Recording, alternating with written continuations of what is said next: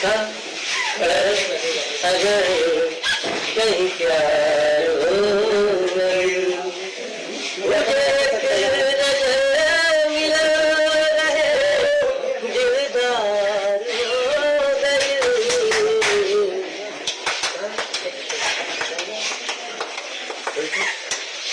Scooty समझ के खड़ी लेकिन कार हो गई।